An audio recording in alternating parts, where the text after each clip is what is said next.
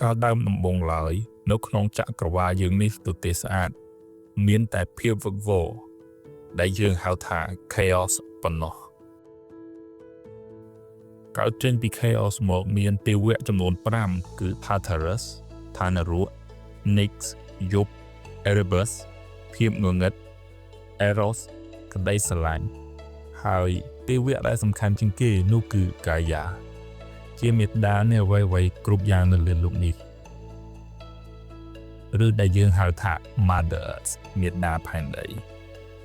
Gaia បានផ្ដល់កំណើតទៅឲ្យមេឃដែលយើងហៅថា Uranus មេឃទាំងដីបានចាប់ចិត្តពោតព័ទ្ធនឹងគ្នាហើយបានយកគ្នាធ្វើជាគូស្នេហ៍ពួកគេបង្កើតបាននៅភាវៈមានជីវិតជាច្រើនក្នុងនោះមានតួអង្គ3ដែលសំខាន់ជាងគេកូនដំបូងដែលកើតមកគឺពពួក Hecatoncheires ចំនួន3ដែលមានក្បាល50និងមានដៃរាប់រយជាភាវៈដែលគួរឲ្យខ្លាចក្រៃលែងមានរូបរាងអប្បល័ក្ខនិងដូចជាបិសាចដ៏គួរឲ្យខ្លាចអូនបន្ទាប់គឺជាពពួកយក្សដែលមានភ្នែកមួយដែលយើងហៅថាពពួក Cyclops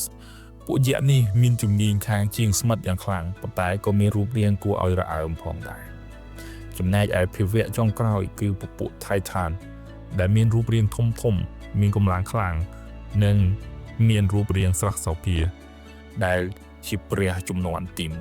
1 Uranus ជាបិតាមានភាពស្អប់ខ្ពើមចំពោះពពួក Hecatoncheires និង Cyclops ដែលជាកូនខ្លួនឯងយ៉ាងខ្លាំងមកពីរូបរាងដែលអប្បល័ក្ខរបស់ពួកគេហេតុនេះហើយទ្រង់ក៏យកកូនទាំងនេះ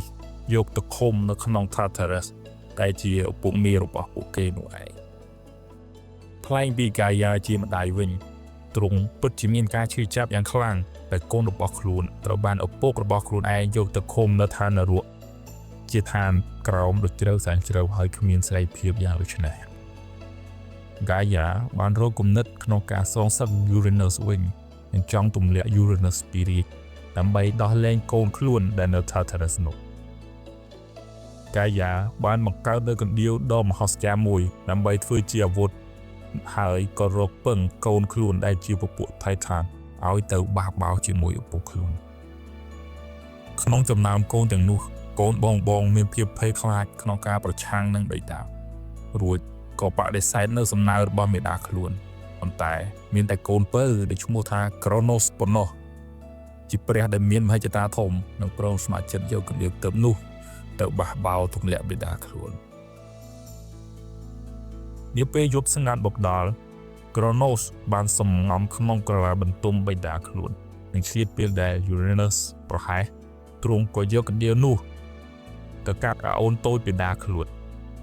សម្រែករបស់ Uranus បានលាន់រង្គើចក្រវាឡហើយផ្ទៃមេឃក៏ប្រែជាក្រហមឆ្អិនឆ្អៅមួយរំពេចមានអំរាខ្លះបានពោលថាអូនដែលបានធ្លាក់ទៅសមុទ្រនោះបង្កើតបានជាព្រះនៃក្តីស្រឡាញ់ឬ Aphrodite និយាយពី Kronos វិញបន្ទាប់ពីទម្លាក់បិតារួចគេក៏កាន់កាប់រាជបល្ល័ង្កហើយបានក្លាយជាអ្នកដឹកនាំចក្រវាឡថ្មីជំនួសព្រះបិតាដោយជាមួយនឹងបងប្អូនរបស់ខ្លួនដែលជាពពួក Titan ជាអ្នកជួយគ្រប់គ្រង Kronos បានយក Rhea ដែលជាបងស្រីរបស់ខ្លួនធ្វើជាកែមហេសីហើយពួកគេនឹងផ្ដល់កំណើតទៅដល់ព្រះជំនាន់ទី2គឺពពួក Olympus យុគនៃការគ្រប់គ្រងរបស់ព្រះ Kronos ជាយុគមាសនៃមនុស្សជាតិនោះមានអាយុរាប់ពាន់ឆ្នាំធ្វើអំពើល្អហើយព្រះនិងមនុស្សរស់នៅមានទំនាក់ទំនងជាមួយគ្នាយ៉ាងជិតស្និទ្ធទោះជា Kronos ជាស្ដេចល្អប៉ុន្តែទ្រង់ក៏ដូចបិតាទ្រង់ដែរមានការស្អប់ខ្ពើមទៅលើបងប្អូនរបស់ខ្លួនគឺ Hecatoncheires និង Cyclops ហើយមិនដោះលែងពួកគេឡើយដោយក្បត់សម្ដីជាមួយម្ដាយខ្លួននេះហើយជាបបហេតុដំបូងនៃការធ្លាក់ពីរាជរបស់ខ្លួនផងដែរ Gaia បានមកជួបនឹង Kronos ដែលជាកូនរបស់ខ្លួនរួចបានបង្ហាញប្រាប់នៅទំនាយដ៏រន្ធត់មួយទៅកាន់កូនពៅដោយឯងបានទម្លាក់បិតាឯងពីរាជនោះកូនរបស់ឯងនឹងទម្លាក់ឯងចេញពីរាជដោយវិធីខុសខើដូចគ្នាចាប់ពីស្ដាប់ទំនាយនោះមក Kronos ក៏កើតក្តីវិតកយ៉ាងខ្លាំង ដោយរកតែវិធីយ៉ាងណាកុំឲ្យទំនាយដ៏រន្ធត់នោះកើតឡើងព្រះអង្គនេះក៏រកឃើញវិធីចម្លែកមួយពីពេលណាដែលកូនខ្លួនប្រសូតមកទ្រង់នឹងលេបកូននោះចូលទៅក្នុងពោះតែម្ដងដើម្បីកុំឲ្យទុកមកទម្លាក់ទ្រង់ពីរាជបាន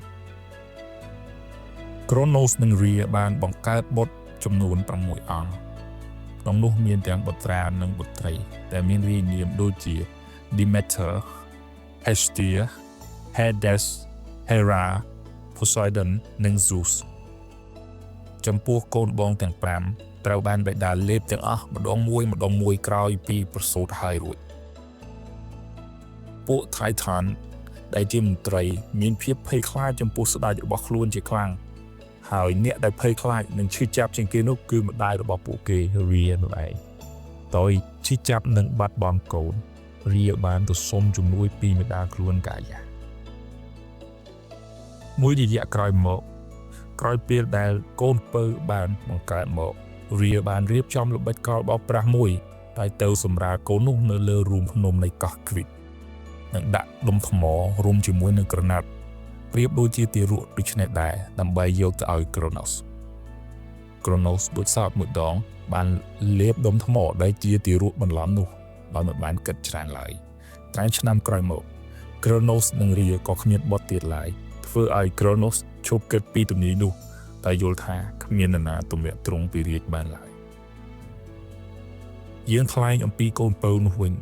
កូនពៅដែលកើតមកនោះមាននាមថាជា Zeus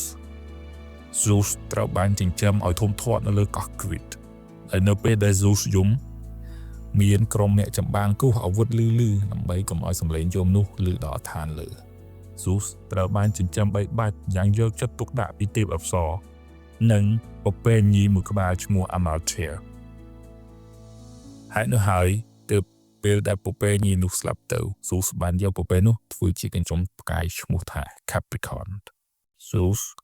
ក្រោមការចិញ្ចឹមរបស់ទេពអប្សរនិងទទួលបានទឹកដោះពីពពែញីបានធំពេញវ័យហើយក្រោយពីបានដឹងអំពីទង្វើដ៏ឃោរឃៅរបស់ឪពុកខ្លួនទៅលើបងរបស់ខ្លួន Zeus បានសច្ចាថានឹងសងសឹកទៅលើបិតាវិញចំពោះទង្វើអាក្រក់ដែលទ្រង់បានធ្វើមកលើកូនកន្លងមកហើយនេះគឺជាចំណាប់ផ្ដើមនៃសង្គ្រាមដ៏ធំមួយដែលយើងនឹងនិទាននៅភាគបន្ទាប់